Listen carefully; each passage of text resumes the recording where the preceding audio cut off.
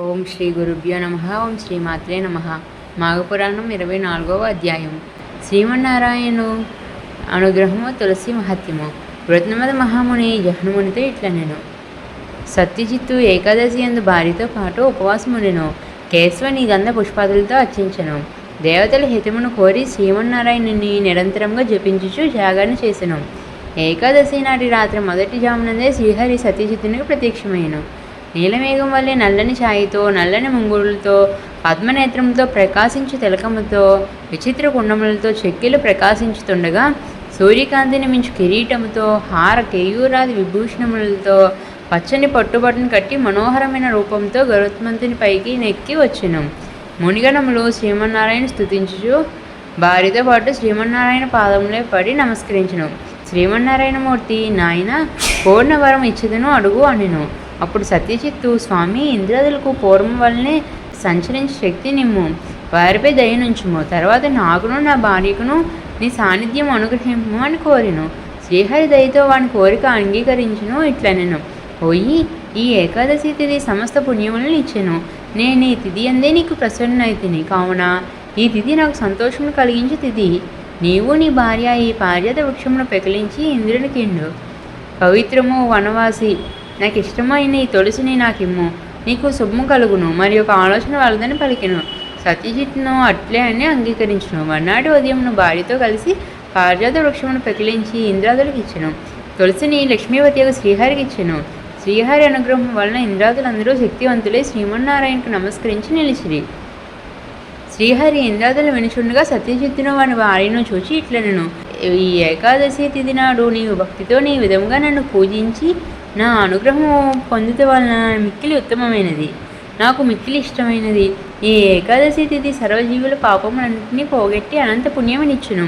మందమతులైన మానవులు ఈ విషయమును గమనింపలేరు. పాడ్యం నుండి 10 దినములను యథాప్రకారము భుజించి ఏకాదశి నాడు ఉపవాసమును జాగరణము చేసి నన్ను స్మరించువారు నా సాన్నిధ్యమును చేరుదురు. ఇహలోకమున సర్వసుఖములను సర్వశుభములను పొందుదురు. నాకు సంతోషమిచ్చిన ఈ తిథి ఉత్తమ సంభావననిచ్చి వేల కొలది అశ్వమేధములు చేసిన వచ్చు పుణ్యం ఇచ్చును. ధర్మవేత్తలకు మునులను ఈ తిథి మిక్కిలి పుణ్యప్రదమైన అందుదురు. 12వ రోజున దేవతలకు మరలా శక్తి పుష్టి కలుగొచ్చే ద్వాదశి తిథిని ప్రాణదాయిని విష్ణుప్రియ అని అందురు. అజ్ఞానంచే ఏకాదశి భుజించేవారు మహాపాపమును పొందుదురు. దశమి నాటి రాత్రి భోజనమును మాని ఏకాదశి నాడు 2 పూట్ల భోజనం మాని ద్వాదశి నాటి మధ్యాహ్నమును ఒక మారు భుజించి నాటి రాత్రి భుజింపక ఉండిన చతుర్భక్తవర్జితమైన ఏకాదశి ఉపవాసమని అందుదురు. ఈ ప్రకారం చేసిన ఉపవాసము సంపూర్ణ పుణ్యఫలమునిచ్చును. పుణ్యప్రదముకు హరివాసరమున ఉపవాసము జాగరణము చేసి నన్ను యథాశాస్త్రంగా పూజించిన వాడు నాకు ఇష్టడు, నా లోకమును చేరును. ఇట్టి ఏకాదశి ఉపవాసం చేసిన వానినే కాని గాక వాని కులమునందరినీ రక్షించి అనేక యజ్ఞములు చేసిన వచ్చు పుణ్యమునిచ్చెను. 4 వర్ణముల వారు, సన్యాసి, వానప్రస్థుడు, స్త్రీ, బాల, వృద్ధులు అందరినూ ఏకాదశి నాడు భుజింపరాదు.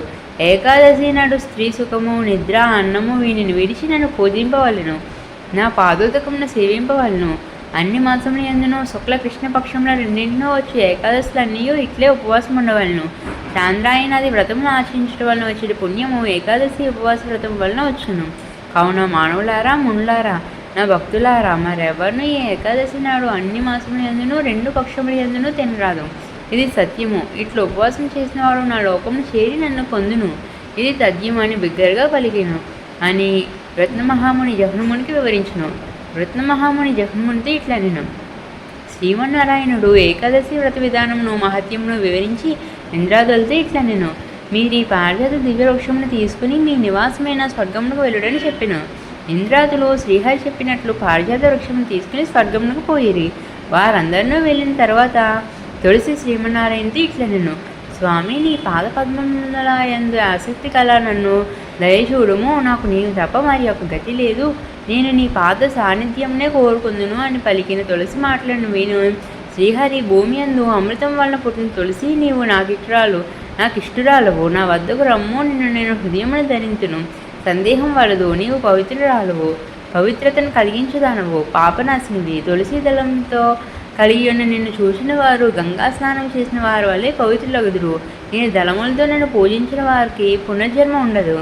అమృతం నుండి పుట్టిన తులసి నీ దళములను మాలగా చేసి నా కంఠమును సమర్పించిన వారు అంతులేనంత అనంతకాలము నా లోకం నుండి నాలోనే ఐక్యమగుదురు. నేను తమ ఇండ్ల యందు కానీ తోటల యందు కానీ పెంచువారికి ఏ పాపంలో అంటవు. ప్రాతకాలమున నిద్రలేవగానే నిన్ను చూచి నమస్కరించిన వాడు ఆ దినమున సర్వసుఖంలో పొందుదును.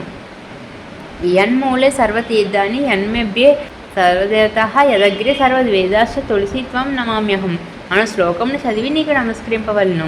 తులసి నీ దళములతో నీటిని తన శరీరంపై జల్లుకొనవాడు అపవిత్రుడైనను పవిత్రుడగును. నీ కుదురు మొదల్లోనున్న మట్టిని తిలకంగా నుదిరిపై ధరించినవాడు సర్వసుఖంలో పొందును. యక్ష రాక్షస పిశాచుల వలన వానికి ఏ బాధయూ ఉండదు. అమృత సంభావ తులసి త్రైలోకి పావని నేను నిన్ను లక్ష్మీదేవిని సమానంగా భావించునని శ్రీహరి తులసికి వరమిచ్చును. తులసి దళములను కాండములను శాఖలను అన్నింటినీ సుప్రదములైన మృదువైన తన చేతులతో తాకెను.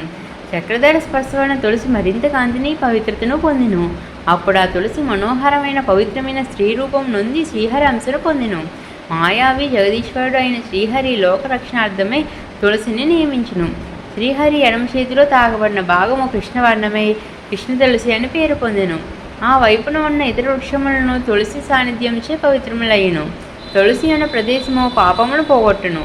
అప్పుడు శ్రీహరి సత్యజిత్తుని చూసి, నీవు నాకు పూజను చేసి బ్రాహ్మణ సమారాధన చేసి నీవు నీ భార్యయు భుజింపుడని పలికెను.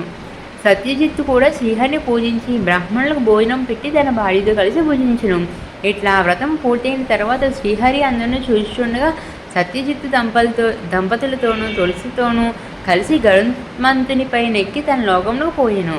నాయన జహ్నముని, ఇది ఏకాదశి వృత్తాంతము.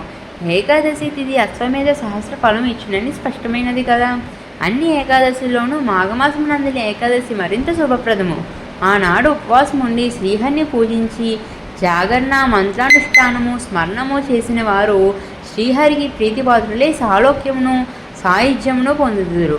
ఏకాదశి నాడు ఉపవాసము, ద్వాదశి నాడు పారణ ముఖ్యము.